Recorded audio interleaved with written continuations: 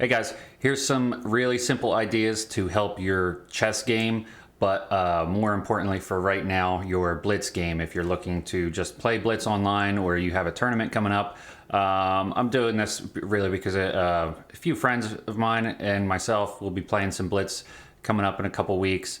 And so this is more geared toward your low-level class players like myself. So you're anywhere from just starting out in chess or to where you've been playing for a little bit, you got some basic ideas down, and you're looking to speed up the time controls and get better with that. So there's a lot of common themes and mistakes that are made, but we'll go over that real quick. So starting out, I'll work from beginning to end in the phases of the game, and we'll go from there. So your openings. You want to know a handful of opening ideas. You don't need to be an expert in any of them. You don't need to know the names of all the openings or anything. You just need to know what your reply is going to be. For example, you're playing if you're playing as black, what is your your first few moves going to be if white plays e4, d4, c4, and let's say you don't even know the coordinates. They play the king's pawn, they play their queen's pawn, they play their bishop's pawn. I mean, heck, they might start with their knight first. Just have a basic idea of what you're going to do. Are you a player that just wants to reply with symmetry? They play this pawn, you're going to play this pawn here. And, same here. Or maybe you want to just do what's called a fianchetto. You might not know about it, what it's called, but it's just when you open this diagonal up to get your bishop here. You might want to just start out with this, a modern or King's Indian. Like I said, you don't have to know the names of the stuff, but, just know your basic ideas. The idea is just to get to a middle game that is sound, but we'll get to that in a second. So know a handful of opening ideas. Really, you're just developing your pieces, your pawns, then your knights, then your bishops. You want to get castled. Don't bring your queen out early. That's a good way to lose your queen. So just keep everything simple, develop your pieces. All right. Next, look for good moves, not perfect moves. So you got 5 minutes in your game. I'm just assuming you're playing 5-minute Blitz. Let's say you have 5 minutes in your game. You're spending 30 seconds on this move, 10 seconds on that move. That's really too much time. You're looking for good sound moves, making sure you're not blundering anything. Do a quick tactics check, see if there's any tactics to win a piece or find a checkmate or improve your position. But you don't want to spend too much time. The idea is you want to move pretty quickly. So really, like I said, look for good moves. You're not looking for the perfect move. It's just like if you were to do anything with 5 minutes, chess is no different. You're trying to just move right along, whether it's drawing a picture. All right, you're not going to draw a masterpiece in 5 minutes. All right, you're going to do what you can with the time that you have. All right, so I've mentioned this a little bit ago. Reach a sound middle game. What does that mean? You're reaching a position where your pieces are developed. Let's just go through this sample game I have up real quick. All right, this is a game I just fabricated real quick, which a lot of people new to chess would play. All right, notice I'm just running through everything. Everything was just exchanged off. That's what a lot of amateur players or people new to chess, as soon as they're do an exchange, they just go for it, regardless if it's good or not. They just trade pieces. But the idea of reaching a sound middle game just means you're not hanging a bunch of pieces. You're developing normally. Like I said, knights, bishops, minimal pawn moves, castle, and then build your attack. So you're reaching a sound middle game. Now you want to look for tactics. Tactics are where you're really going to win games. Or if you're a positional player. But we won't get into that. Lower level players, a lot of times, including myself, don't read positions as well as they should. So really, you're really going to win at the low level on tactics. So whether you're using chess.com, an app, or another website, or a tactics book, whatever it is, learn your basic tactics, how to do it. Discovered attacks, pins, forks, skewers. things like that. And if you don't know what those things are, get familiar with them real quick. They'll improve your game a lot. It doesn't take a while to learn, but it will take forever to improve to a higher and higher level where your tactics get like, really good, really you can solve complicated positions. So really spend some time on your tactics. All right, this is another thing I mentioned earlier. Don't trade just because you can. All right, so let's revisit this sample game I made. All right, we reached this position where every opportunity each player had. All right, this would be played as if it's amateurs playing. Every time there's a trade, they just do it. All right, regardless of looking for better position, tactics, or anything, they're just trading all the pieces off and reaching a very, very common end game where it's the rooks on the board, or you're down to just a rook and pawns. And unless you really know your end game, you're kind of going to be stuck. I mean, imagine this position here. You really have to, with minimal time. All right, what are you going to do? Try to double up on, go after this pawn. Are you worried about this and then have an isolated pawn here? Then we have two.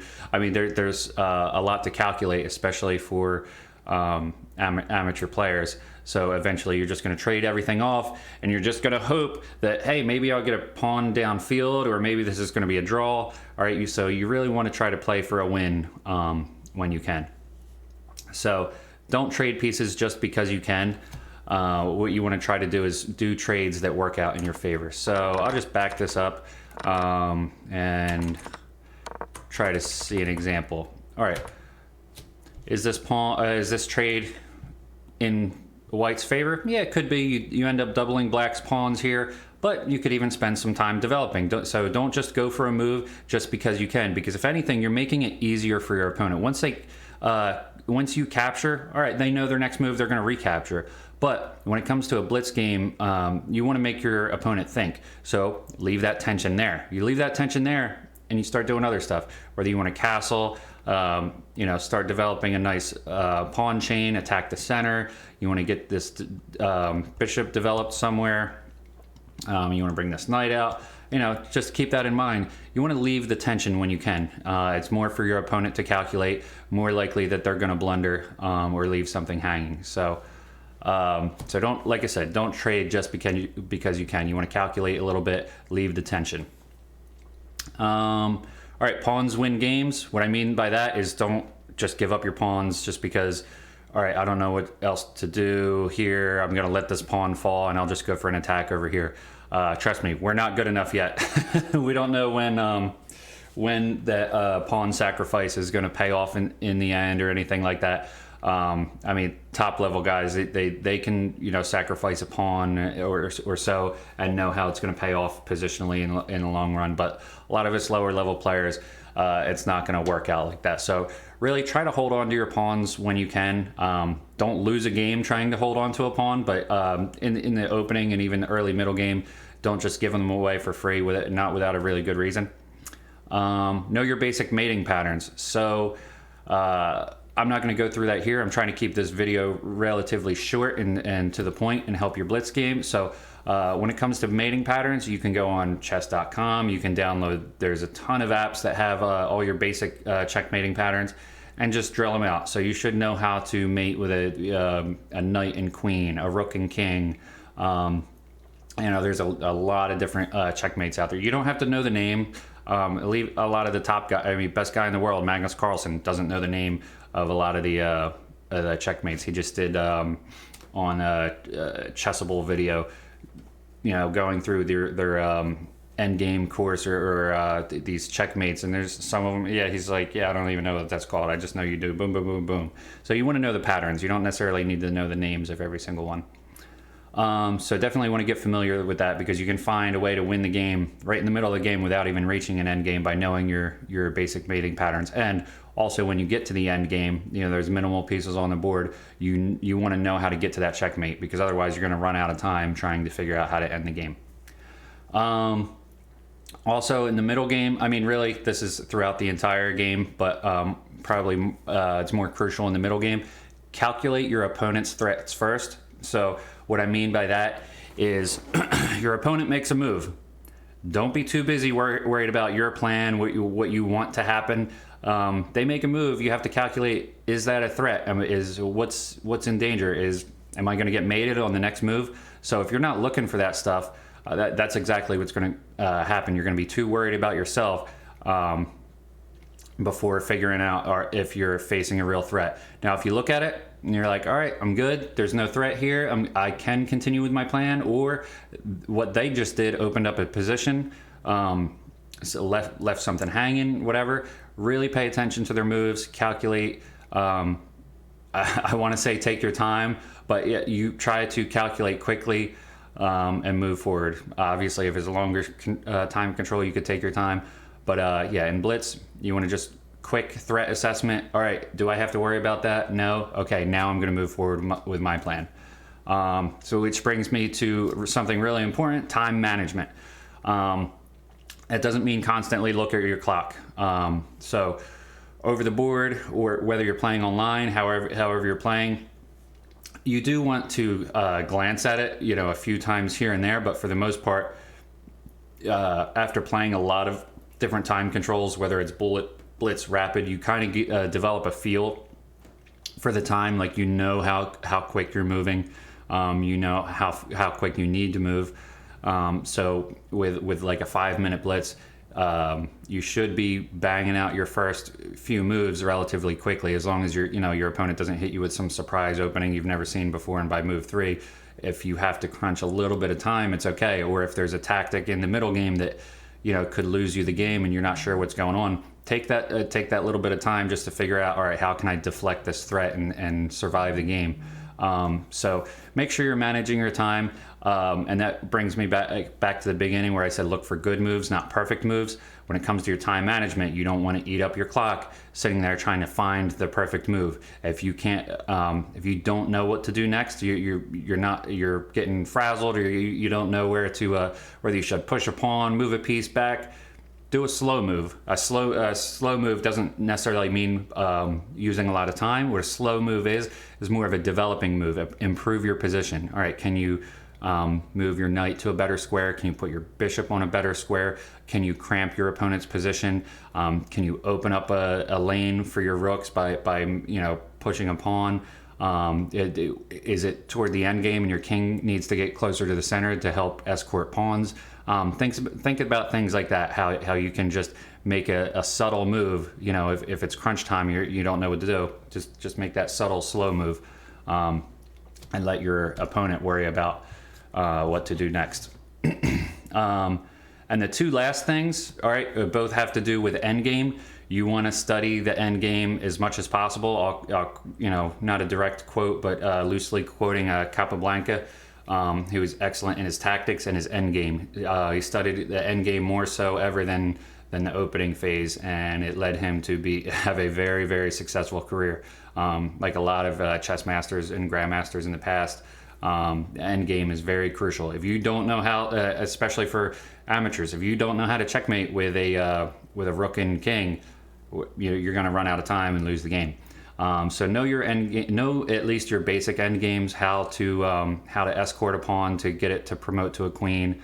And when I say learn to draw, that means learn to get stalemated positions. If you're in a lost position, know what a threefold repetition is, or perpetual check. For example, I set up this position here in a lost position. All right, so here, notice black has rooks, a bishop and queen. All right, this pawn might fall. There's a checkmate threat if the queen gets out of the way. Oh, actually, the position starts here. So what can white do? White, all they have is queen. We're going to do what's called a perpetual check. So we're checking on g5. That's a square right here. All right, and the king can go to only one of these two squares. All right, so the king moves, and here's your perpetual check, and you just saved yourself half a point. So if you're playing in a tournament or playing online, whatever the case may be, you're getting half a point for that. So you're not losing the game. At least you're getting a draw. You're getting half a point. So your opponent played very well. They have all these pieces left over, but it doesn't matter. All right, you end up with half a point. So know how to get those perpetual checks, know how to get stalemates. I set up another position here. All right, here's a drawn position where black is trying to get this pawn here to win a queen. All right, you don't want to resign saying, oh, they got a pawn, they're going to push it and get a queen, I'm going to lose the game. Well, first of all, they might be low on time, might not be able to get that checkmate in, especially if you're playing over the board. You don't have pre-moves, so it does take time to move the piece and hit the clock and all. All right, so in this position, white can just tuck the king in the corner. All right, when there's a rim pawn or a rook pawn, all right, on the edges of the board, as long as you can get your king in the corner, this pawn can never push you out, the king can never push you out, and we end up in this position where it's a draw, it's a stalemate. All right, it's white to move, but white's got no legal moves, so that's a stalemate. So you still have a point. So look up, basic stalemates. This is when you're studying basic endgames. You'll learn all of this. So this is really good stuff to know. And I think that's pretty much it for now. I mean, study tactics, time management, know your end game. Don't trade just because you can. Yeah, if you have any questions, comments, ideas, definitely comment. And yeah, hopefully this helps your Blitz game, and looking forward to seeing, if it helps. All right, see you guys.